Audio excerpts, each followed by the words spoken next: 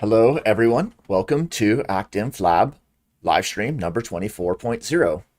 Today is June 16th, 2021, and we're going to be talking about this paper, An Empirical Evaluation of Active Inference in Multi-Armed Bandits. I'm Daniel, and I'm here with Blue. Hi. Awesome. Welcome to the Active Inference Lab, everyone. We are a participatory online lab that is communicating, learning, and practicing applied active inference. You can find us at the links here on this page. This is recorded in an archived live stream, so please provide us with feedback so that we can improve our work. All backgrounds and perspectives are welcome here, and we'll be following good video etiquette for live streams. Here at the short link, you'll find all of the live streams and different series that we do in the communications unit of ActInf Lab.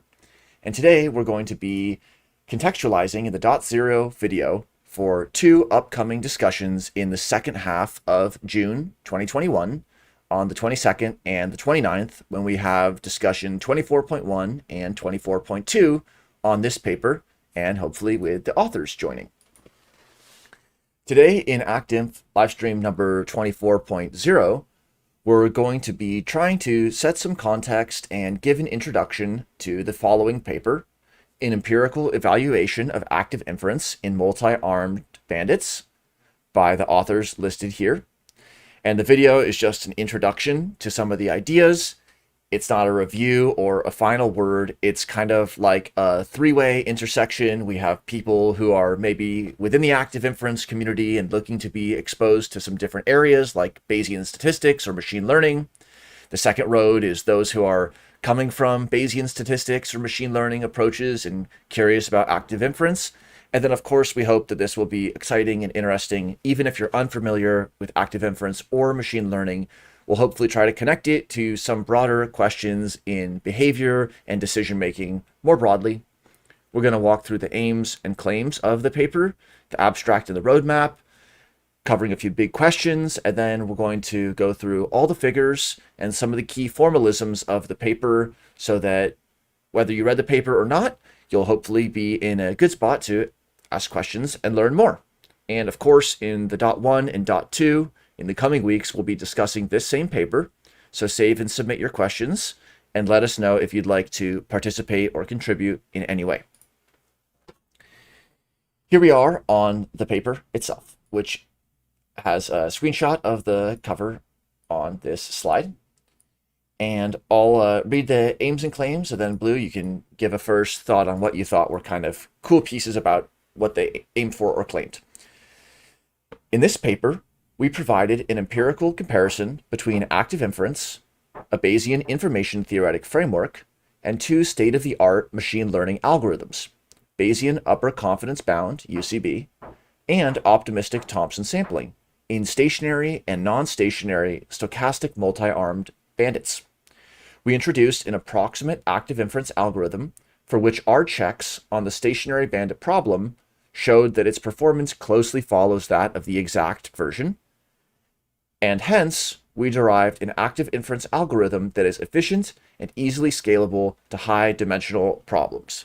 So what was cool about that, or what made you excited to make this .0? This paper was really awesome.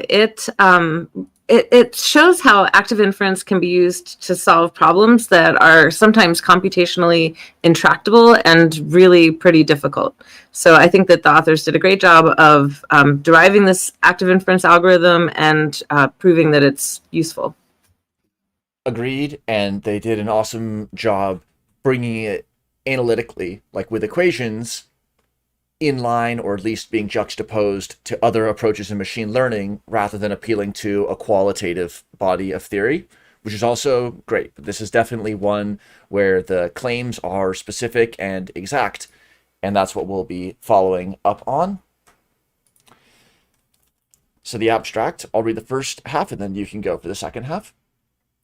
A key feature of sequential decision-making under uncertainty is a need to balance between exploiting, choosing the best action according to the current knowledge, and exploring, obtaining information about values of other actions.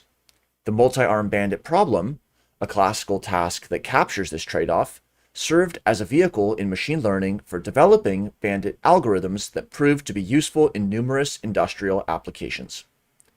The active inference framework, an approach to sequential decision-making, recently developed in neuroscience for understanding human and animal behavior, is distinguished by its sophisticated strategy for resolving the exploration-exploitation trade-off. This makes active inference an exciting alternative to already established bandit algorithms. So it's kind of awesome. First few words. It's about sequential decision-making under uncertainty, and the bandit task was made to explore that.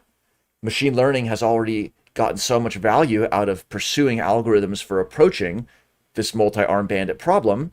And then enter active inference, which was developed to initially cover human and animal cases of behavior, but as we're seeing, it also goes beyond that.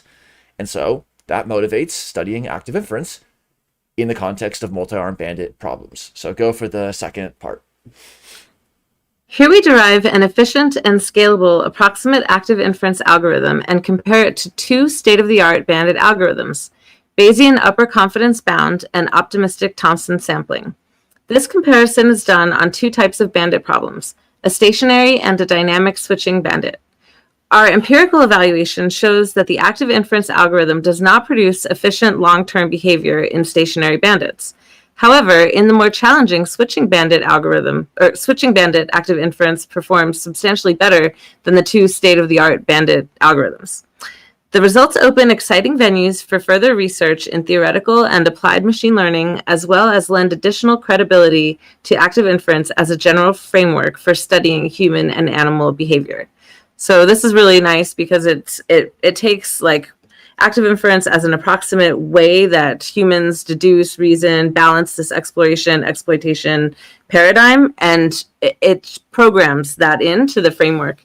So it just shows that, you know, it's getting closer, approximating human thinking in a machine more and more, I think.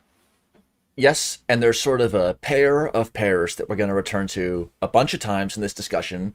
The first is the two types of problems, the stationary and the dynamic bandit, which one of them is static, one of them is changing. We're going to talk more about that.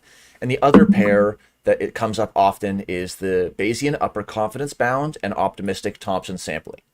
We're also going to come back to that. So they're kind of doing a pair of pairs approach.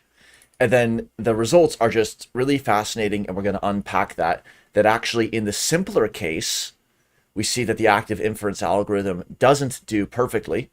But in this more challenging dynamic case, it does better than state-of-the-art. So what do you call something that goes beyond state-of-the-art? Here's the roadmap for the paper. And of course, as with these .0 videos, if you're curious about how it was specifically stated in the paper, or you want to dive in for more and you want to see how they cited or how they built up a claim, you should go to the paper itself. This is just the roadmap for it. They start with an introduction of the multi-armed bandit and cover the two kinds of bandits that they explore, which is the stationary and switching versions, and talk about how you evaluate performance in different versions. They then introduce the algorithms that they're going to utilize and talk about this variational smile approach, which we'll cover just a little bit of, but look forward to hearing from the authors about what it does.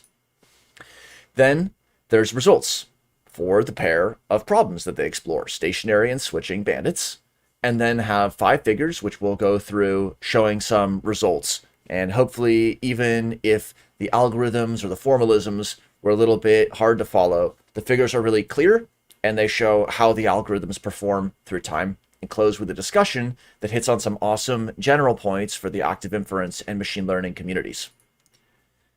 Here are the keywords that were provided with the paper. So as usual, we're going to use these keywords as jumping off, but also jumping in points for those who might be familiar with sequential decision making, aka life, but not be familiar with Bayesian statistics. And we're going to start from sequential decision making and then go on to talk more broadly about Bayesian inference, multi-armed bandits. So it's totally fine if you've never even heard of the bandit problem. Then we're going to talk about those two different algorithms that they're going to be exploring, upper confidence bound and Thompson sampling, and then see how they talked about active inference, which is going to be a really distinct way relative than a lot of approaches we've seen previously. So let's go to sequential decision making. Blue, what would you say about this? So sequential decision making is dependent on time, t, right? So at one time step, you have a state of the system, you perform an action, and that alters the system, right? So that at the second time step, the system is now in a new state, and then you have another decision to make about what you're going to do with the system. So this is like driving a vehicle, managing a stock portfolio, playing a game of chess, sequential policy decisions. And so, like, to kind of juxtapose what is a not sequential problem, so that'd be something like image classification is not sequential. Like, you can just classify all of the images parallel or at once. The state of the system doesn't depend on how you classified the previous image. Awesome. So definitely all kinds of organismal behavior and decision making that happens in time. So think decisions, you're thinking usually sequential decision making, especially when the decision influences the future. Those are all the kinds of problems that we're going to be talking about. But also, to even make it broader than that, some non-sequential problems can be framed sequentially. So let's just say that we had that classification problem where it's one blob, one big data set, and so there's no temporal sequence. We might want an algorithm that treats it as if it were sequential so that we could just start reading in examples, and then after 10, okay, got it. So then by looking at it as if it were a sequential problem and we were solving things through time, sometimes we can approach non-sequential problems that way because in the computer, it is going to be sequential on the processor. So it's for things that actually are sequential in the world, or they're for things that we want to act as if they're sequential. One big tension that comes up with all kinds of modeling is the explore, exploit, dilemma / trade-off. And this is an awesome 2015 paper of Hills et al., Exploration versus Exploitation in Space, Mind, and Society. So it's pretty cool because it talks about multiple different domains. Here in the table 1, there's animal foraging, visual search, information search, memory search, searching and problem solving, and social and group learning. Those are like all of our favorite topics, Blue. And it gives just a little bit of a visual example how in different domains, what does the archetype of exploration look like and what does the archetype of exploitation look like? So some of these are very related to kind of a physical movement, like patch foraging, exploration, moving to a different tree, exploitation, staying on the same tree, but also visual focus, exploration, scanning around, exploring, exploitation, having a fixed gaze and staring at something. And then also we can think about even in word association, like memory, exploration is doing big jumps from different semantic neighborhoods, whereas exploitation might be like all the livestock animals or animals with the same letter. There's different ways that you might exploit because there's different dimensions to the semantic landscape, but there's still this trade-off between jumping far or staying relatively close in the neighborhood. So it's a big trade-off. It's studied in animal behavior. It's studied in all kinds of decision-making tasks. Anything to add on that? Only that I got to interact a lot with Peter Todd last summer, who's the second author on this paper, and it was so fun. Cool. And also, Ian Cousine has done awesome collective behavior work. So it's exciting to think about how these algorithms are able to apply to individual agents, but also maybe groups. And that's hinted at multiple times here, like role assignment and social connectivity. As we heard about in the abstract of the paper that we're discussing today, they went right from sequential decision-making under uncertainty to multi-armed bandit is a way that we can study that. And from the paper, this is where we're introducing that double problem, the two problems they're solving. We consider two types of bandit problems in our empirical evaluation: a stationary bandit as a classical machine learning problem and a switching bandit commonly used in neuroscience. So we're going to go into more detail about how those are technically defined, but let's just start with what are people getting at with multi-armed bandit? Why is it something that so many people have addressed? This will make the presented results that they're doing here directly relevant not only for the machine learning community, but also for learning and decision-making studies in neuroscience, which are often utilizing the active inference framework for a wide range of research questions. So there's all these different areas. Here's a multi-armed bandit deciding which area to study. Computer science, machine learning, economics, neuroscience. These are all areas that the multi-armed bandit is like a bridge amongst. So now we're sitting active inference right at that nexus. We've talked a lot about connecting computer science to behavior or connecting neuroscience to economics. What if we could all meet at a common nexus? What if that were active inference? These are the kind of fun things to talk about. But it's not just a nexus of conceptual connection, the multi-armed bandit and active inference. There's a lot of really specific use cases, and a lot of the algorithms that power our experience online are actually trained and fit with multi-armed bandit problems. So here's a few fun examples that we came across while researching here. On the top left is showing how you have a multi-armed bandit playing a role in music recommendations. So it's like the arm, that's which arm is being chosen, that's the song. So it's thinking about it from the point of view of the music platform. It's sending a song, and then the target user, which is the bandit machine here, gives a payoff back to the algorithm. Thumbs up or thumbs down. And then the algorithm sends you another song, and then a payoff is given. So it's sequential decision making, and it's that same relationship that's shown graphically. The goal is to maximize the sum of the ratings versus maximizing the sum of the payoffs in an abstract problem. Here's an example of website A/B testing, testing versions of a website. So in the top, there's 4 versions of the website, and then they're each being allocated to a quarter of the users, and then each of the users are staying on the site for a certain amount of time or staying for a different amount of times. In the standard A/B testing, for the whole duration of your test, you keep that 1/4 for each site. But in the multi-armed bandit, you start with a quarter, but then very rapidly we see that this blue one starts performing better. And then we keep exploring and having some time allocated to these other colors, but we see that the blue pretty steadily dominates, and then that black line ends up staying higher. So overall, a higher number at the end of the epoch. So you're sort of earning while learning, because you're able to be making exploration while you're also exploiting. And there's papers specifically on that, like Bayesian bandits in the context of online personalized recommendations. Any thoughts on that, Blue? Cool. So these are algorithms that are in use every single day, and they power a lot of our experience and a lot of decision-making support. Here's where we bring in some of the Bayesian algorithms. They're going to be using these 2 types of bandit problems, stationary and switching. And here's the second pair of terms. They're going to be empirically comparing active inference to 2 other state-of-the-art bandit algorithms from machine learning. So those who are familiar with machine learning will have seen these 2 algorithms a lot. The first is an upper confidence bound algorithm, UCB. And the second is a variant of Thompson sampling called optimistic Thompson sampling. And then they note here, the 2 algorithms, the UCB and Thompson sampling, reach state-of-the-art performance on various stationary bandit problems, achieving regret, which is the difference between actual and optimal performance, we'll return to it soon, that's close to the best possible logarithmic regret. And in switching bandits, learning is more complex, but once this is accounted for, both of the algorithms exhibit state-of-the-art performance. So you can never play perfectly, but you're approximating about as good as you can play with these algorithms.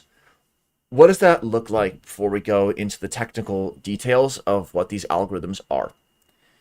So on the top left, we're going to be thinking about, again, whether it's deciding which version of a website we want to be presenting or which songs we want to be presenting, or just keeping it kind of abstract. On the top left, we start with 0 trials. So this is before we have any information at all. And then as trials occur and payoffs are observed, and the trials count, after 28 trials, we've reached a very markedly different set of distributions. And so what this overall looks like is you show up at the casino and you don't know the payoff of any of the slot machines. And then you're going to be choosing some policy, some way of approaching those slot machines and switching between them as needed, some approach that's going to hopefully result with you getting the most money. And so in this case, it's sort of like as you get more and more information, you're fine-tuning your estimate of what the distributions look like. Like we can see how the red distribution gets tuned as it gets tried more and more, and similarly for the other distributions. So that's kind of what this algorithm does, is it starts with no specific bias towards a given slot machine, and then it tries to develop a strategy for staying with slot machines that are known about versus trying new ones or ones you haven't tried in a while in order to get the best possible outcome. And as you can imagine, if there's a static one, then it's an easier problem. If it's dynamic, you have to keep the rate of change in mind. Any thoughts on that? Good explanation. Okay. So Bernoulli bandits are the class of bandits that they're going to constrain themselves to. So they say, we're constraining ourselves to a well-studied version of bandits, the so-called Bernoulli bandits. For Bernoulli bandits, choice outcomes are drawn from an arm-specific Bernoulli distribution. Bernoulli bandits, together with Gaussian bandits, are the most commonly studied variant of multi-arm bandit, both in theoretical and applied machine learning and experimental cognitive science. So you can fit any kind of distribution for the rewards underlying each of these slot machines. But it turns out that if you use the Bernoulli distribution, the math works out nicely, which makes it easy to study. That's why there's been a lot of study in the Bernoulli and the Gaussian. So a Gaussian distribution reward would be like, okay, you get 5 with a certain, bell curve of how much you might win. Bernoulli is going to be a different shaped distribution, but just the idea is that you're going to be learning the parameters that describe the reward returned by that arm. So it's just the subcategory or the function that underlies the reward payoff on these machines.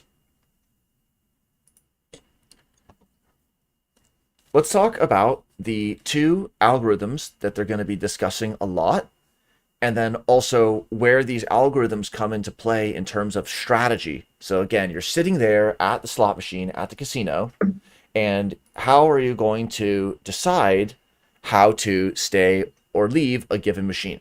Stay in the casino, though. That's where you want to be. This is from a nice blog post from 2019. Data scientists have developed several solutions to tackle this problem, and the 3 most common algorithms are epsilon greedy, then upper confidence bound, and Thompson sampling. So epsilon greedy is not given in this paper because it's not the best performing algorithm, but it's really a nice sort of starter algorithm. It's the simplest algorithm to address the exploration trade-off.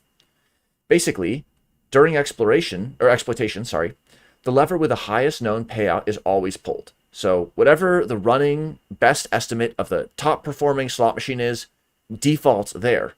However, from time to time, some random fraction epsilon with some fraction, 5% of the time or 1% of the time, select another random arm to explore the other arms with an unknown payoff. So you're sticking with the one that has the highest point estimate, and then just some fraction of the time, you flip to a different one just to check. And then you update your estimate of how each of them are doing. So that's one strategy. Now here's 2 strategies that do better than that. Those are the ones that we're going to be contrasting with active inference. One of them is the upper confidence bound, which is sometimes referred to as optimism in the face of uncertainty. That sounds like active inference. It assumes that the unknown mean payoffs of each arm will be as high as possible based upon historical data. So we don't know the payoff of each arm, but we want to assume, given what we've already gotten from the data, which is as far as we can speculate, we want to assume that it's as good as it could have been, which is why we see the upper confidence bound on the top of this distribution. And then Thompson sampling is fundamentally a Bayesian optimization technique with a core principle known as probability matching that can be summed up as play an arm according to its probability of being the best arm. So in contrast with epsilon, which says just go with the one that you think is best, and then 10% of the time do something else.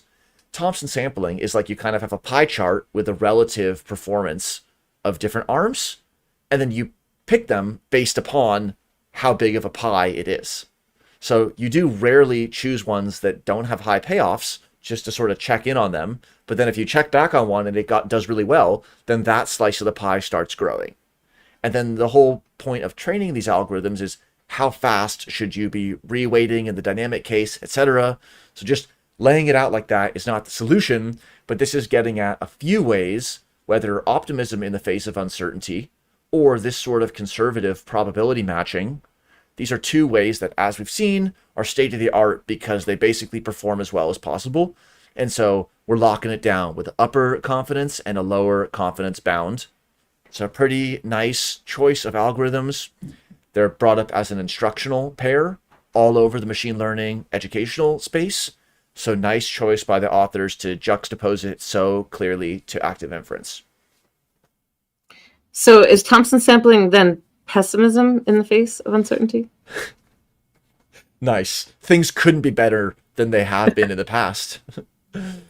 Let's go a little bit more into detail into the two different algorithms and then talk about regret. So here's from another blog post, Lillian Wang's blog, talking about Bandit Strategies. So again, it's about explore and exploit. Even though active inference is going to help us reconceptualize of explore exploit, which we can maybe get to at the end.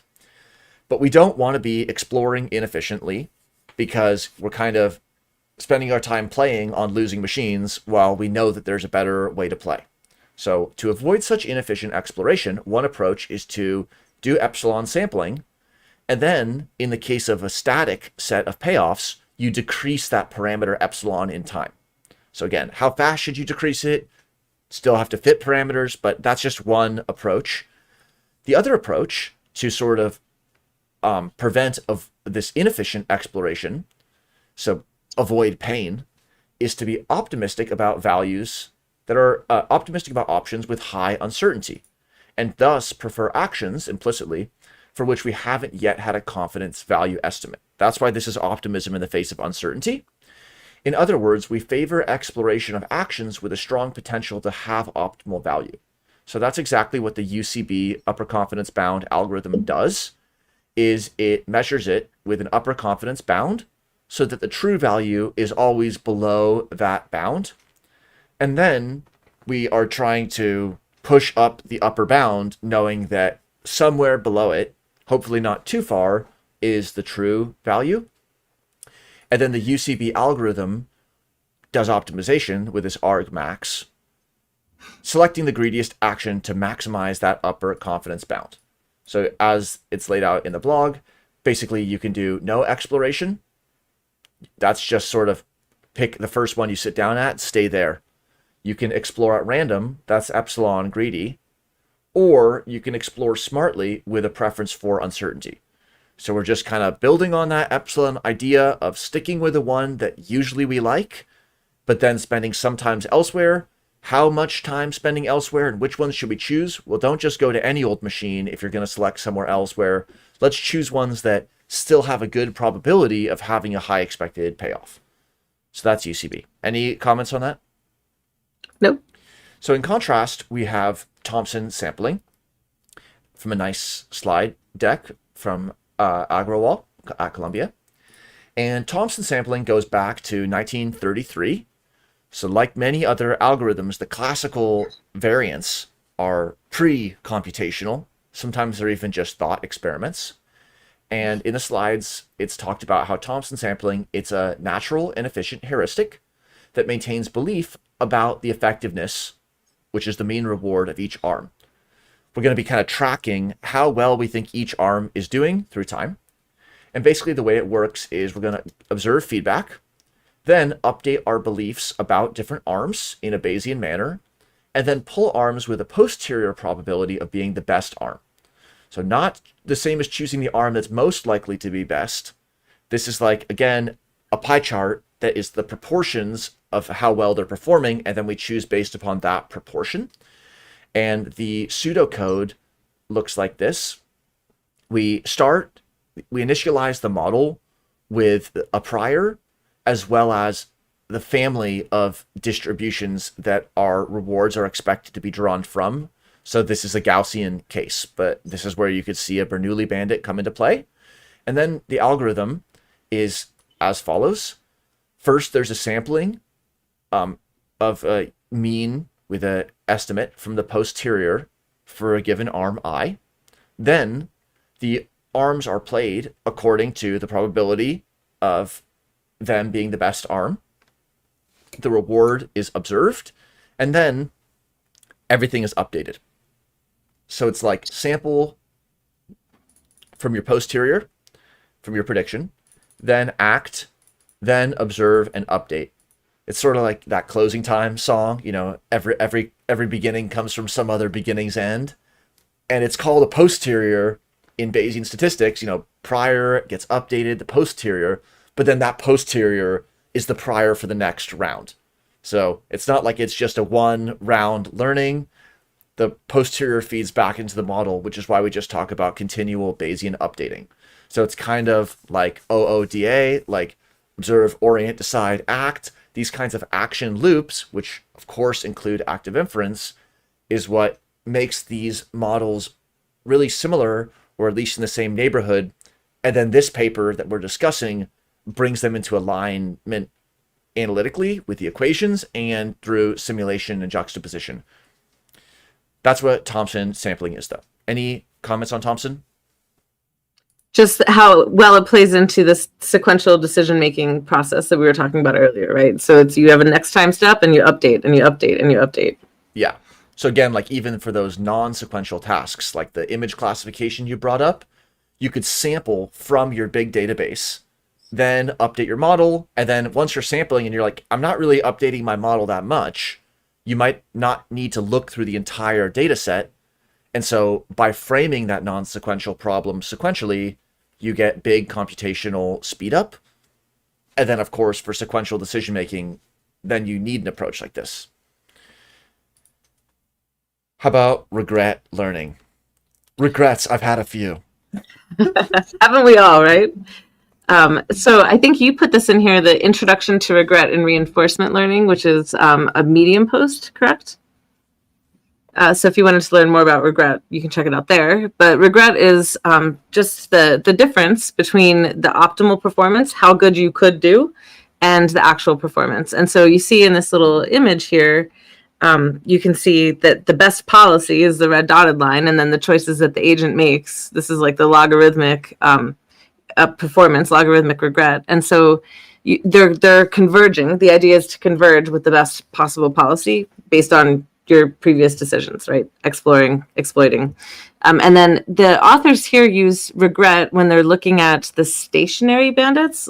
They use regret as a measure of performance, but then they use regret rate when they're looking at the switching bandits. And so regret rate is just the regret over time. And they use the rate, they said had been illustrated to be a better estimator of this logarithmic regret in the dynamic case. Awesome. And the big idea of regret is looking back over your history. So either for all of history, that's cumulative regret, which applies really well to the stationary problem, or recent history, which applies well to the dynamical case. Because if things are always changing, you're kind of more interested in how well you're doing recently rather than over all time. You don't want some fluctuations early on to be playing a role in your cumulative value, because you don't want to fit your strategy now to reducing regret from a different epoch, which can happen if you don't do it this way.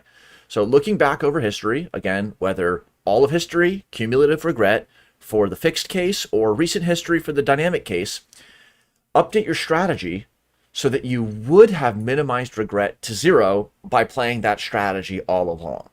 So, you know, looking back at the Bitcoin price, what strategy would have been hashtag no regrets? Those are the big questions. Or just in the last little window of time, given what I recently have found out, how could I make my rate of regret gain as low as possible? So it's a way to look back and then optimistically think about how you could have performed by reducing regret to zero. And we see this all the time in computer science, like maximizing something, you do it by minimizing. whether there's a negative thrown in there, or whether there's a natural log thrown in there, or whether it's 1 over something, or it's just framed in an opposite way. A lot of times, if you know that you're bounded at 0, something can't go below 0, then you want to go as low as possible. Or if you want to maximize something, it's sometimes easier to do a 1 over the maximum and then try to get that number to 0, rather than this unbounded maximization. Like, okay, I'm at 5 million. Should I stop? You don't know. Maybe that's nowhere even close because there's no highest number. So that's regret learning, and that's how they're going to be calculating their performance. Let's get to active inference. So one thing you'll see on this slide right away is we're not seeing a sensory motor loop. We're not seeing an agent in an environment with arrows and nodes. We're coming at active inference from this point of view of sequential decision-making under uncertainty. And so in this section, which has a great title, 3, 2, 1, active inference, they write that the exploration-exploitation trade-off can be formulated as an uncertainty reduction problem, where choices aim to resolve expected and unexpected uncertainty about hidden properties of the environment. So already we're seeing that active inference formalization. There's hidden states in the environment which we don't directly have access to, but we get emitted outcomes from decisions. This leads to casting choice behavior and planning, aka planning as inference, as a probabilistic inference problem, as expressed by active inference. So action and inference. Our inference is about what actions we're planning and about the hidden states of the world given the outcomes that we're receiving, sensory data. Using this approach, different types of exploitative and exploratory behavior naturally emerge. In active inference, decision strategies, behavioral policies, are chosen based on a single optimization principle, or yesterday I think it was a common functional footing or something like that. The single optimization principle is minimizing expected surprisal about observed and future outcomes. That is the expected free energy. So it's kind of cool, like the backwards looking approach is to minimize regret. Like, how would I have performed best in given what I know about the past? How does that change the way I act now? And then free energy minimization, expected free energy in the current and the future moments, is like, given the state of my model for now and moving forward, how can I minimize expected free energy? Because regret is not anticipatory. Regret is only looking back at it, which is why it's really easy for training. And then here's something that's looking forward. So it's kind of cool how like the current moment is this handoff between the retrospective regret learning and then the prospective free energy minimization.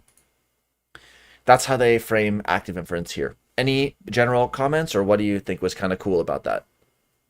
So I just am thinking back to like Alex Shantz's paper that we did way back. I think that was number 8, but I still always go back to that when I'm looking at these computational frameworks, because he broke it up very nicely into like the reward, the pragmatic value, which could be like in this case, the minimization of regret can be seen as like the pragmatic value or the reward, and then the epistemic value, right? So you have both of these things that play into giving the system, helping the agent update relevant to the system. Cool. And I'll look forward to hearing from the authors. Were they studying active inference and then approached Bayesian decision-making algorithms? Were they coming from a non-active inference computer science background and then found active inference as something that was exciting? How did they converge upon this approach? Shortly after introducing active inference, they turned to an approximate active inference. And they described that as saying, active inference in its initial form was developed for small state spaces and toy problems without consideration for applications to typical machine learning problems. So that's like when there's 2 decisions in sort of a 2x2 matrix and 2 outcomes in the world and 2 decisions you can make. This has recently changed, and various scalable solutions have been proposed. I think one of these citations would be that Chance et al., Scaling Active Inference, ActInf Stream 8. In addition to complex sequential policy optimization that involves sophisticated deep tree searches. So that's sophisticated active inference with these tree rollouts followed by tree pruning approaches. Therefore, to make the active inference approach practical and scalable to the high-dimensional bandit problems typically used in machine learning, we introduce here an approximate active inference algorithm. Definitely will be cool to hear from the authors, like, what exactly are we approximating? What else could be approximated and still have it active inference, or what can't be approximated? But let's look at how and why they approximated active inference.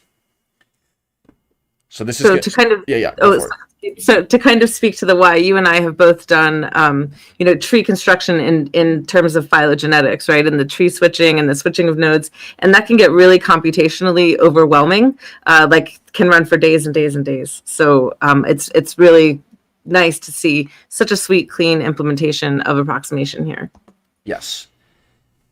Here we're not going to go into depth into formalism 16 and 17, but we'll look forward to the authors describing it.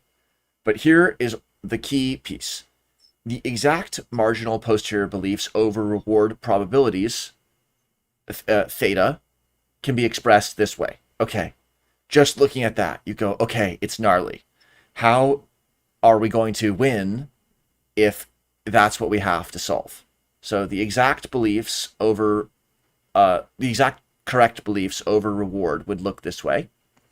And then they write, the exact marginal posterior in equation 17 will not belong to the beta distribution, making the exact inference analytically intractable. So there might be a way to numerically approach it and simulate it or calculate it, but if we want to be looking through big data sets and doing it fast without massive amounts of computational effort, we need a different way. However, if we constrain the joint posterior to this approximate fully factorized form, and we've seen factorization of variables before. Factorization of variables is kind of a big topic, so we're not going to totally go into detail here. Again, it'd be awesome to hear from the authors, how did they derive and factorize? But one way to think about it is that constraining a big open-ended long equation into a factorizable form reduces the solution space a lot, and that enables certain kinds of optimization to become tractable. So for example, for linear regression, we have least squares, which is a way where if you constrain the problem to saying, I'm trying to solve the sum of squares, not the sum of cubes or the sum of some other function, but I'm just trying to solve this one, then there's computations that scale really well. And so that is what is happening, a factorization.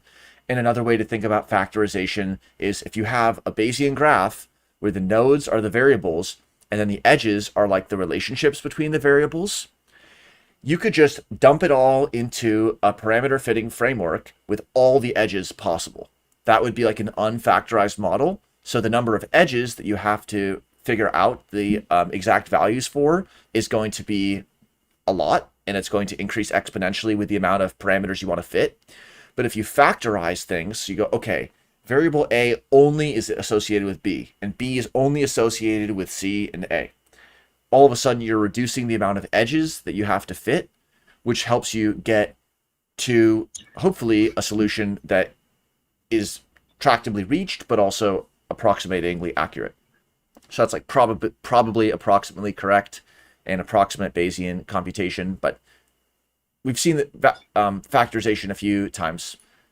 Won't go into too much more detail here, but what they do is they take this factorized form and they use variational calculus to recover the following variational smile rule, which we'll go to in a second. And so they get to a different set of formalisms. We'll hear from the authors about what's different about those formalisms. And then what's kind of cool is that for the stationary bandit, where you can change the parameters to like 0 for the rate of change, it corresponds to the exact Bayesian inference over stationary Bernoulli bandit problem. So that was just kind of interesting how the exact form of an algorithm solution might, how active inference might be doing something exact in the asymptote. What is SMILE? here's the SMILE paper, variational methods as a prize to surprise minimization learning. So that sounds like a lot of things that we do with variational methods, variational Bayes, and surprise minimization. And the pseudocode is presented here for the exponential family. This is just a question for the authors. What is the SMILE doing? How does it help us approximate active inference? What else can we use the SMILE for? So that's this approximating active inference interlude.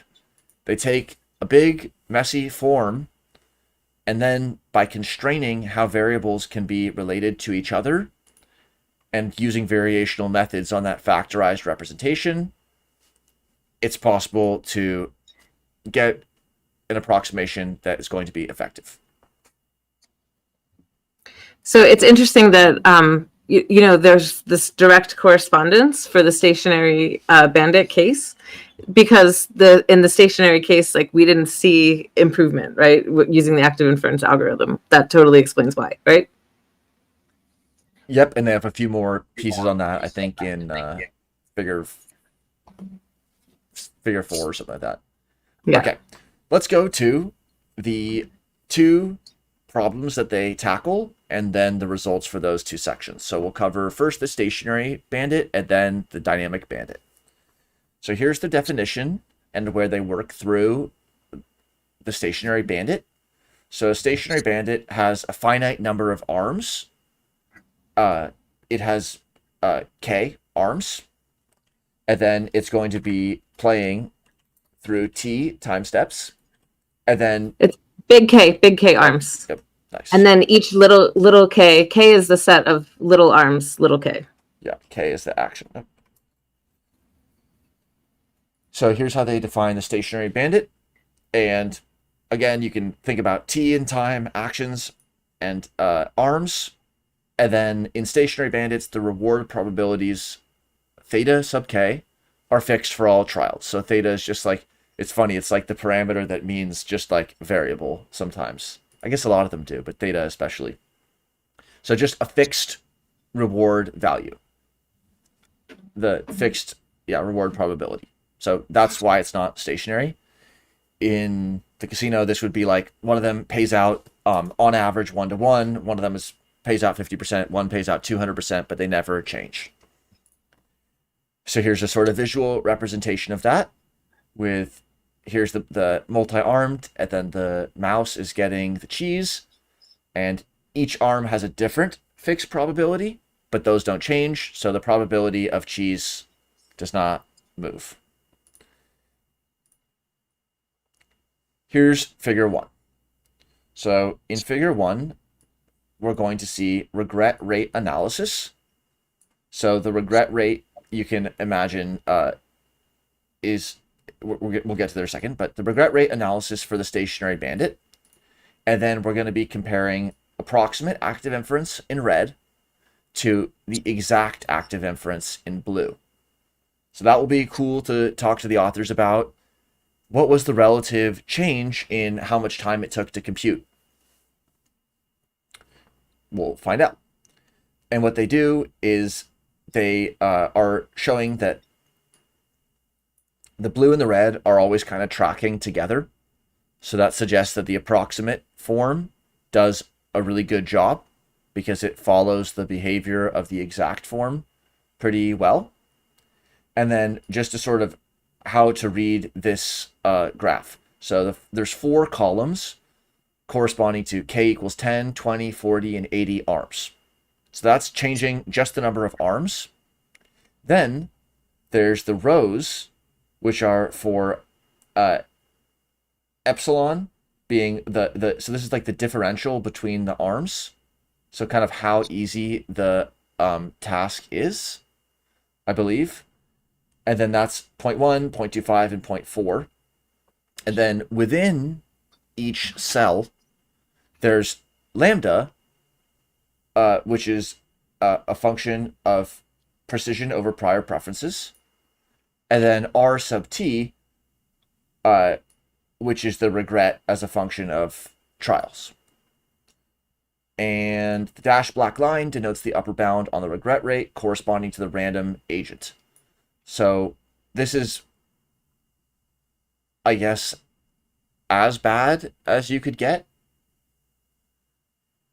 And then we see that active inference is performing better. Like it converges upon a lower rate of regret than 0.1 or around 0.1, which is the amount of regret that's accumulating for the randomly behaving agent. So just to footnote that, which I thought was interesting and made this more meaningful for me, that lambda parameter, the precision. So it says when the active inference agent has very imprecise preferences, so lambda closer to 0, it engages in exploration for longer and reduces the uncertainty that way at the expense of accumulating reward. So just to kind of footnote that in there. Interesting, and that's definitely going to come back when we talk about active inference and how we rethink explore exploit. So what is this showing? It's showing that as you that as a function of precision, you're getting different behavior in the active inference agents, but the approximation is basically always working pretty well. And then also the dotted lines are fewer trials and the solid lines are more trials. So we can see, like, in all these cases, the dotted line and then the dash and then the solid, you're always doing better with more trials. That's what we kind of see. Like, if you only have 100 trials, so just a few trials on 80 arms, your regret is almost as if you were playing randomly, because you've barely tried every arm once, so you're kind of not able to do so well. But if you're in the right area of precision, not too much precision, but still in this area down here, and you have 10,000 trials, even with 80 arms, the regret rate can drop to very, very low. So playing like almost optimally, even on 80 arms, given the trials, and given a significant enough difference between the outcomes. So that's what figure 1 shows, which is that active inference can learn to reduce its regret given the right parameters. The things that we'd expect to make this situation harder, like more arms or less differentiability amongst the arms, or super high or low precision rates. Those are the things that influence active inference algorithms. And also they said that they found the minimal regret rate at around lambda is 0.1. So that's why they fixed the regret rate for the upcoming trials, or for the upcoming tests. Because there's a bunch of knobs to tweak, and so they do their best to do parameter sweeps and show, like, here's for, the whole distribution of lambda for 3 different sampling regimes for 4 different arm styles for 3 different difficulties. Like, already the combinatorics get really high. And if you were going to be using this in an industrial situation, you would optimize it with all these parameters in play. And then they write that they're only going to consider this approximate active inference variant for the between agent comparison because it was doing pretty well in figure 1. So they're just going to follow up with the approximate, but it's something we can ask them, like, what is the difference in computation time for the general or exact? All right, figure 2. So we're still thinking about the stationary Bernoulli bandit. Here is going to be a slightly different plot. It's a comparison of the cumulative regret trajectories for the approximate active inference, that's AI, optimistic Thompson sampling, that's OTS, purple, and Bayesian upper confidence bound in the teal. So those are the 3 lines, and that's the legend on the top left. And as Blue just said, the prior precision is fixed to 0.1, which is what they found from figure 1. Like, this sort of dip that they all have at near 0.1, that seems to be a good precision variable setting, so they're just going to roll with that instead of also sweeping across precisions. And here we see a similar columns and rows, where K, different number of arms in the columns, and then different problem difficulties in the rows. And then the cumulative regret. So you want lower regret. That makes sense. That's the whole thing that we're training on. What do we see? There's a lot that can be seen because there's so many combinatorics of viewing at it. But what do we see right off the bat? Well, as the number of samples increases beyond, say, 100, in almost all cases, the red line, approximate active inference, is below the other ones. So you're getting less regret with active inference on the stationary bandit for many parameter combinations. Okay? But there's a few interesting pieces. So one of them is that sometimes active inference early on has a higher regret. So maybe it's like a little bit more exploratory in the beginning. That's one thing to see in that bottom left corner. There's a few other ones where it's sort of like this elbow early on. But then there's this very interesting behavior that actually shows a lot on the very top left. So it's not always the case that you can just set your model to some parameter combination and draw a really generalized conclusion. But this is an awesome point by the authors. So they're looking at an ensemble of agents. So here it's 1,000 agents. Like they're sort of running 1,000 of each of these and then taking the average, which is why the lines are smooth. And so what we see in the very top left is that the active inference agent's doing as well as the other algorithms, then it's doing better, right? Lower regret under those lines. But then the error bound increases, that red shading, and it starts to head really far up. So that's pretty fascinating what's happening. And they write, this divergence is driven by a small percentage of the agents in the ensemble that did not find the accurate solution and were overconfident in their estimate of the arm with the highest reward probability. So that sort of pie chart of which arm you should choose, it got off to a bad start, and then their precision was such that they just sort of rolled with that. And they kept on seeing the information they were getting within that way of setting up the problem. And so they ended up, for a small fraction of the agents, kind of getting derailed with continuing to regret the decisions they were making because they were locked in. The divergence is not visible in the earlier easier settings with larger, I'm not sure what variables I'm missing there, as one requires larger ensembles and bigger number of trials to observe suboptimal instances. It may appear surprising that the divergence is evident only for the smallest number of arms considered, because that's supposed to be like the easier problem. However, the reason for this is the smaller the number of arms is, the more chance an agent has to explore each individual arm for a limited trial number. So it's almost like it's easier to lock in your beliefs and maybe even false beliefs for a small social group rather than a party with k equals 80 people. It's like there's so much to learn that you're less likely to get locked in early. But then at the smaller party, some of these active inference agents are getting locked in really early to what they think the most rewarding arms are, and then they end up not sampling efficaciously, so they end up implementing regrettable policies. So pretty fascinating. So I just want to footnote here also. So you're looking at this top left where k equals 10 and then this epsilon is 0.1. The top left is the most easy, and then the bottom right is the most difficult, where k is the number of arms, and then this epsilon factor is the difference between the arms. Like, so it's the outcome difference if I go to an arm that has a reward versus an arm that doesn't. Yeah, I think, well, 0.1 is harder because there's less of a distinction between a better and a worse. So it's the smaller number of arms is easier, but then 0.4 is a bigger contrast. So 0.1 is harder than 0.4. Okay, so then it's the bottom left that's that would be the easiest? Well, it depends by what you mean easiest. I mean, all things being equal, fewer arms is easier. And then all things being equal, the more contrast between good and bad arms, the easier. So got it. So then the bottom left would be the easier. Yes.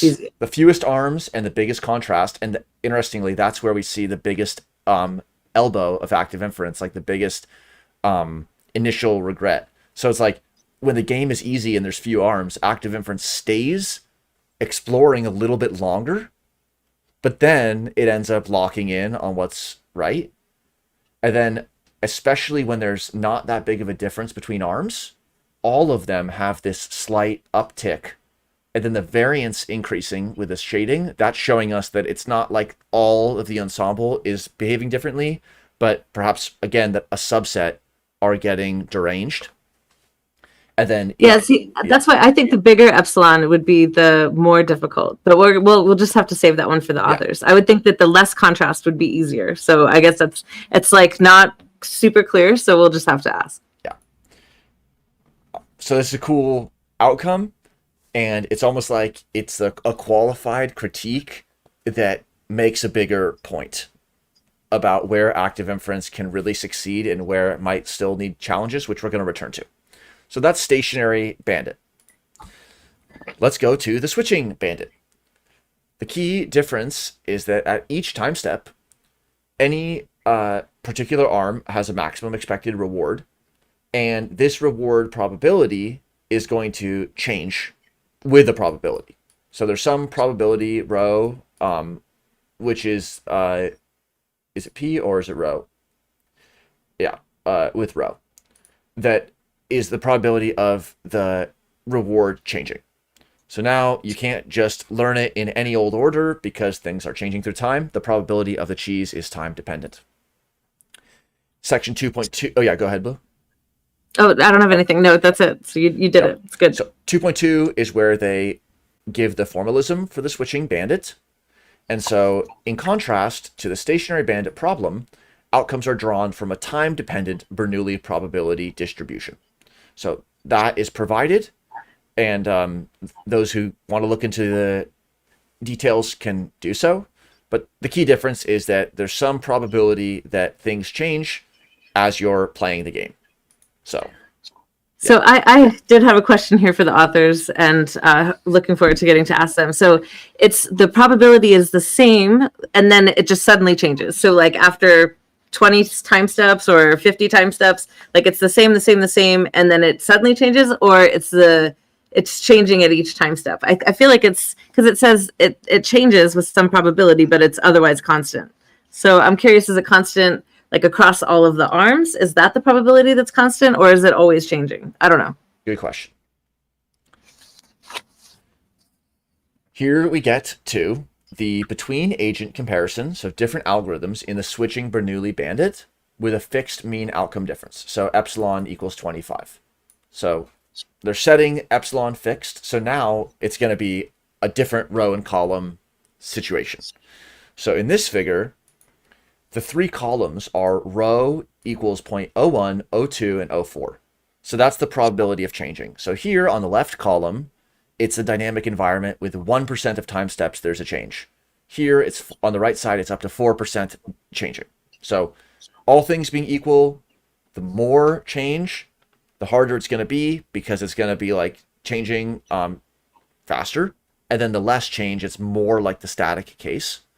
And then the rows now are the arms. So K10, 20, and 40. So all things being equal, it's easier when there's fewer arms because there's fewer decisions to make.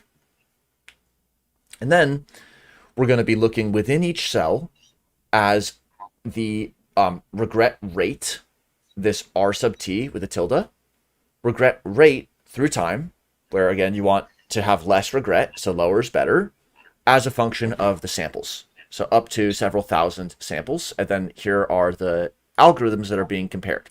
Active inference in red, Bayesian upper confidence in blue, optimistic Thompson in purple, and then random control in the black dashed line. So the random play is it's not the adversarial play. So it's not like you're choosing to lose, but this is the random play. And what we're seeing is that it accumulates a static amount of regret rate. It kind of starts the same value. The purple and the teal algorithms, they also converge upon a regret rate that's lower than the random play. So they're playing better than random. But we see in essentially all cases, the active inference is lower than these other algorithms. So when we say like, oh, active inference has better performance on this task than some other algorithm, this is kind of what it looks like. This is saying that as time goes on, active inference is acquiring regret at a lower rate than the other algorithms. It's just performing better. It's implementing better policy. Then we can see that for the less changing and fewer arms on the top left, so that's like easier, we see that the difference between random play and the algorithm is significant, and active inference does like super well. Whereas when you have a very dynamic environment and more arms, you don't get that much of a regret. You're still doing relatively better, and still active inference outperforms the other algorithms.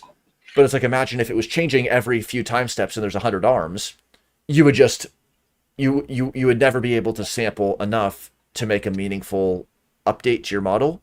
So that's why the faster things change and the more arms there are, the more the overall performance of any machine learning algorithm is going to converge to random play. Whereas the more static the problem is, and then the fewer options there are, then better and better strategies are going to perform better and better relative to random. So this is just pretty cool that they do simulations. They do, I guess, 1,000 simulations. And then the switching schedule is generated randomly for each agent instance within the ensemble. So they do a full simulation 1,000 times for each of these cases and then average it out. And yeah, well done, active inference. Pretty cool to see that it is doing better on the switching Bernoulli Bandit for a wide range of situations. And it rapidly figures out a good way to work. And then it stays at that low rate of regret accumulation. Any thoughts on 3? Super cool. Yep. Now, in 4, we're going to fix the number of arms. So now we're at k equals 20 arms in the switching Bernoulli Bandit. And then we're going to be comparing these algorithms again. So here, the columns are just as they were before, with less changing row equals 0.01, 0.2, and 0.4 on the right. But now, as we kind of saw on previous figures, we have epsilon, which is that differential between the rewarding and less rewarding arms as the rows. So we can think about the less changing and the most contrast between rows is where you see the most gain relative to random play. Whereas when you're in the more dynamic setting, and when there's less differences between which choice you make in terms of the outcome, then there's less of a regret rate differential with the algorithms. But again, broadly across the board, active inference is performing better than these other algorithms. So as sampling increases, active inference locks into a pretty good spot by around 200 or 500 samples.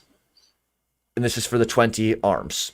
So it's kind of like it's visited each arm probably a few times, maybe some more than others. But again, they're always changing. And so active inference is able to cope with that. And also it's interesting that especially this teal one, it almost has a lower regret rate, and then it actually creeps up.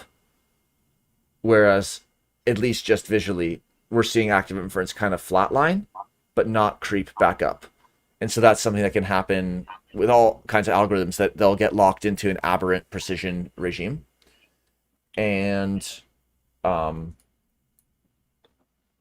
this is just another way to slice it. In figure 3, they fixed the epsilon, the difference between the more and less rewarding arms, and then they explored how the number of arms was associated with how dynamic of a problem was being solved. In figure 4, we fixed arms so that we could explore how rho, the dynamic changing probability, and epsilon, the differential, how those change performance. And then, okay, good. Now, okay, figure 5. Here, it's yet another similar looking figure. We're going to have, similarly, the row for the column, so less changing on the left column, more changing on the right column. And we're going to have the number of arms, just like figure 3, with 10, 20, and 40. but there's going to be a non-stationary difficulty. And the difficulty of the problem is non-stationary, as the advantage of the best arm over the second best arm changes with time. Yeah. So epsilon is varied. Yes, exactly. So changing epsilon through time, and they fix the precision over preferences to lambda equals 0.5. So that's a different lambda than they used elsewhere.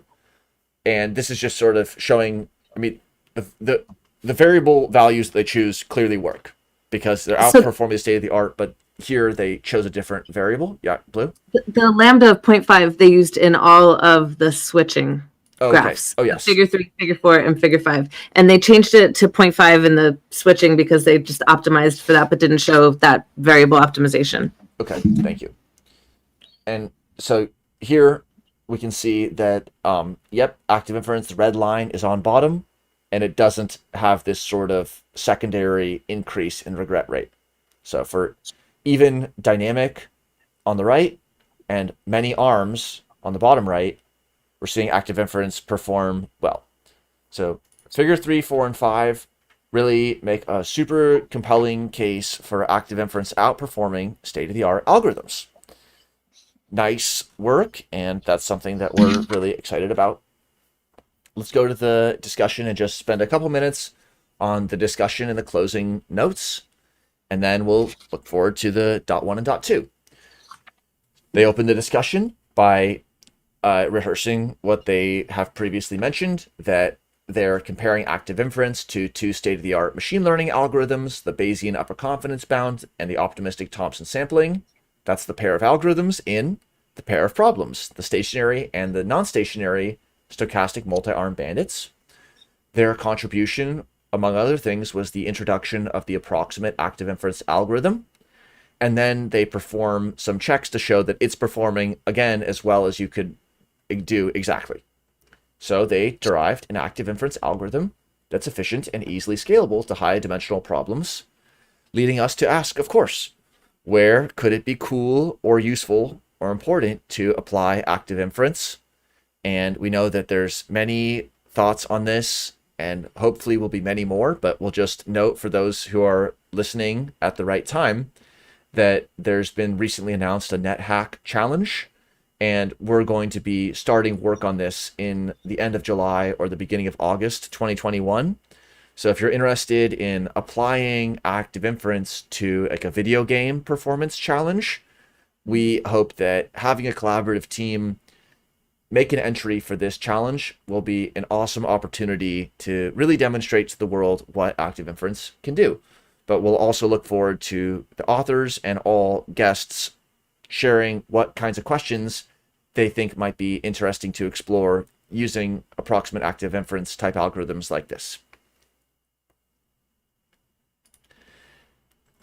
Here's a really nice point that speaks to that, again, in figure 2, where we saw that sort of runaway regret on a small fraction of the agents that were just getting locked into extremely regrettable decisions in that k equals 10 case. So what do they say about that? To our surprise, the empirical algorithm comparison in the stationary bandit problem, figure 2, showed that the active inference algorithm is not asymptotically efficient. The cumulative regret increased faster than logarithmic in the limit of large trials. So in other words, even though it's not all agents that get deranged, the ones that do are dragging down the group in a way that's damaging. This cause for the behavior seems to be the fixed prior precision over preferences, lambda, which acts as a balancing parameter between exploration and exploitation. So this is a pretty interesting piece. Instead of like two modes, explore and exploit, and then we're going to have a parameter that flips us one way to the other like a light switch. Or we have one extreme explore mode and one extreme exploit mode in the model, and then we're going to have a dimmer that goes between the two. In active inference, the knob that kind of does that is actually the prior precision over preferences. So if you have no preferences, aka you have no precision over preferences, you're going to act in the maximally exploratory way. if you have an incredibly strong, incredibly precise prior over your preferences, then you're going to act in a very exploitative way. Like if there's two restaurants and one of them you like, 60%, the other one you like 40%. If you have no preference, you're going to go to them 50-50. That's like explore. But then if you have a super high precision over your preferences, you're always going to go to the one you prefer, even if it's only slightly preferred. An analysis of how performance of the algorithm depends on that parameter showed that parameter values that give the best performance decrease over time, suggesting that this parameter should be adaptive and decay over time as the need for exploration decreases. So start with low precision over your preferences, and then you learn and you update so that eventually you increase your precision later. Attempts to remedy this situation with a simple and widely used decay scheme were not successful, so the logarithm of time. So you just make the precision directly a function of time, like, 1 over the number of trials, just that kind of thing. It's like that's a function that scales with the number of trials. So here you scale it with the logarithm of time. This indicates that it's not a simple relationship, and a proper theoretical analysis will be needed to identify whether a scheme exists. So that's pretty interesting. Like, how are we going to pull back a level? Okay, we think that active inference architecture is going to be a really productive way to model learning under uncertainty, but we're also just pushing the problem up a level, which is, okay, how uncertain should we be? And then how should we change that uncertainty over preferences moving through time? So nice point there. And then one last thought is, in the non-stationary, so in the dynamic switching bandit, the active inference algorithm generally outperformed the Bayesian upper confidence bound and the optimistic Thompson sampling. This provides evidence that the active inference framework may provide a good solution for optimization problems that require continuous adaptation. Active inference provides the most efficient way of gaining information, and this property of the algorithm pays off in the non-stationary setting. Cool points that it'll be awesome to hear the author's perspective on. So how do we compare active inference framework algorithms to machine learning more broadly? And then especially for problems where informed foraging is helpful, like not that epsilon greedy, just sometimes look away from the best and pick randomly, and not even just the Thompson sampling. Remember, pick each arm according to how likely it is to be the best arm. We could have an even more informed or empirically better performing scheme for doing the trade-off, for earning while learning. Earning while learning doesn't mean that you're learning optimally or earning optimally, or how are we going to balance that out? And it seems like active inference is going to be a strong contender in the coming years as more and more people in the machine learning community start to get keyed into these results, tune the regime of attention to what these authors and others are doing, and it starts to become more broadly understood that, hey, rather than just having more and more parameters and billions of parameters in our model and training it on larger and larger networks of computers, what if we just had a curious agent who learns how to learn and prefers to win? It's sort of like a ground floor reinterpretation of these problems. And I think hearing the author's views on where the active inference and machine learning communities and fields are heading will be for sure informative for us. What do you think about that, Blue? I just am thinking about problems like the mountain car problem, like where actually learning is winning, right? Like when if you have to explore, you want to go up the hill so that you can get back up to the other side of the hill and the flag. So like what other problems are out there like that don't necessarily that have like a reward that's uncoupled from exploration? So I'm thinking about that, and I don't know, just where is learning winning?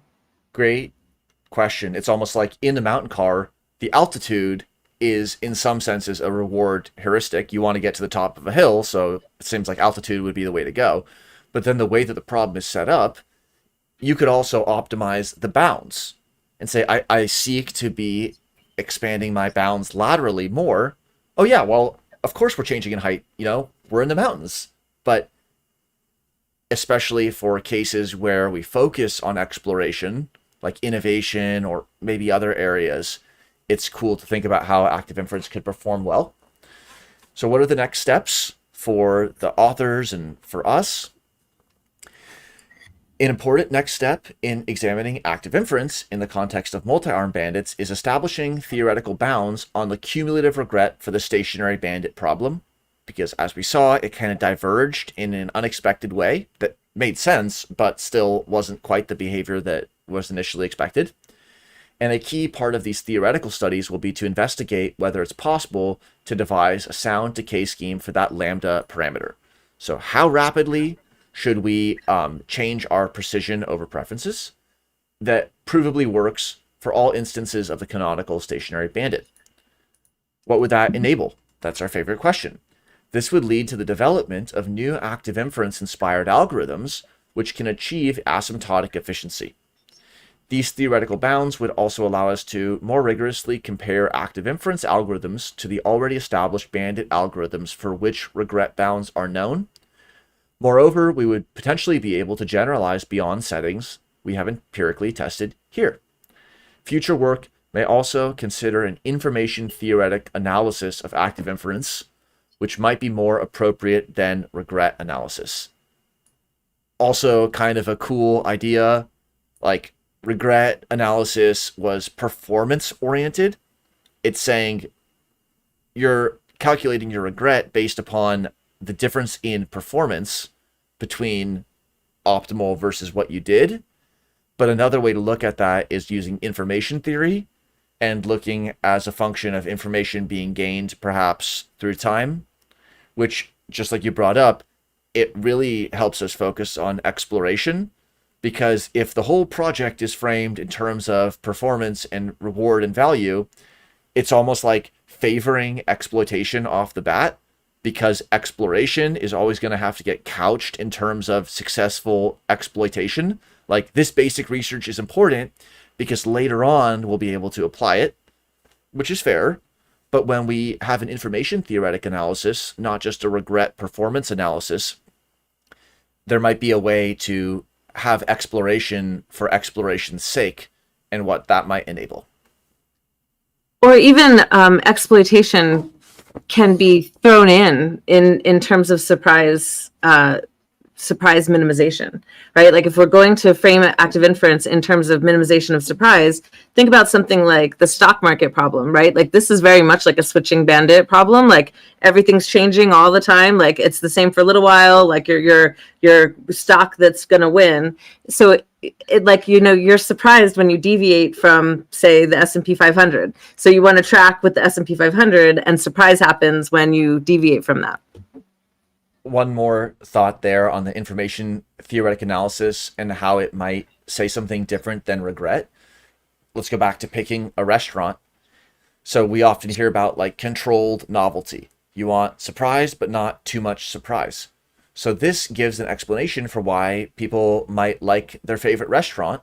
It doesn't even need to be thought of in the context of maximizing reward, like the 60% likely to be the most rewarding restaurant. It could be like, I'm trying to reduce my uncertainty, so I'm likely to choose a place that I'm familiar with, so that maybe I'll choose a different meal, or maybe I'll choose the meal I always order. But it's like the choice was driven by reducing uncertainty, not even per se by maximizing reward, which is something that we come back all the time to.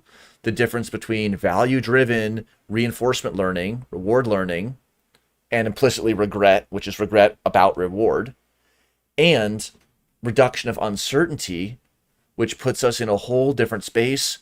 Yes, we're able to enter that whole physics of information flows area, and where we get the pragmatic straight component, and then the solenoidal, the flow, the isocontour. Yes, we access that whole area in the information theory, reduction of uncertainty world, but also we just get qualitatively a different story and a different explanation for behavior. Again, you don't need to grasp for why somebody's maximizing reward with why they went to that restaurant or why they ordered that one thing, when a lot of times just it stands alone as an uncertainty reduction and prior preferences understanding, rather than needing to make it about some sort of maximization. One, I'll flip to the last slide, then we have a awesome question. So Alex V wrote, is there connections between exploration on epistemic value and exploitation for pragmatic value? I think that's related to what you were just speaking about, which is that we're putting it on a common footing with active inference in terms of the reduction of the expected free energy, which has this epistemic or knowledge gain component and this pragmatic or functional component. So the epistemic is like learning and the pragmatic is earning. So we're learning while we're earning, or the other way around. We're acquiring epistemically valuable information while we're also acquiring pragmatically valuable information, because the decision making of expected free energy minimization conditioned on policy, we're choosing policies based upon a function that looks at both of those jointly. And so that is one of the ways that we're rethinking exploration and exploitation, by thinking, okay, that's not really the duality of policies that you want to talk about, because explore, exploit makes it sound like it's two behaviors that the bird can be doing. And so here what we're doing is we're kind of taking that idea of sometimes you want to be doing a more exploitative act, other times a more exploratory act. And then we're asking, given the policy, of which a whole spectrum might exist of different policies, how is each policy contributing to epistemic and pragmatic gain? And then which policy is going to have the best combination of the two? Maybe there's strategies where you're maximizing both, and maybe there's strategies where you're maximizing neither. But if you're only looking at one or the other, then you might choose one that's like a poor combination. Well, so a perfect example is like, so your policy is based on your previous chance of reward, of minimizing surprise. So I have a policy that I'm not going to eat a meal I've never had before in a restaurant I've never been to before, because I don't know what I'm getting into. That's like way over there, right? So my policy would be to order a new meal in a restaurant that I like, or order a meal that I'm used to in a new restaurant. So that would be like the policy in that, just to continue that example. Cool. Well, what a fun discussion.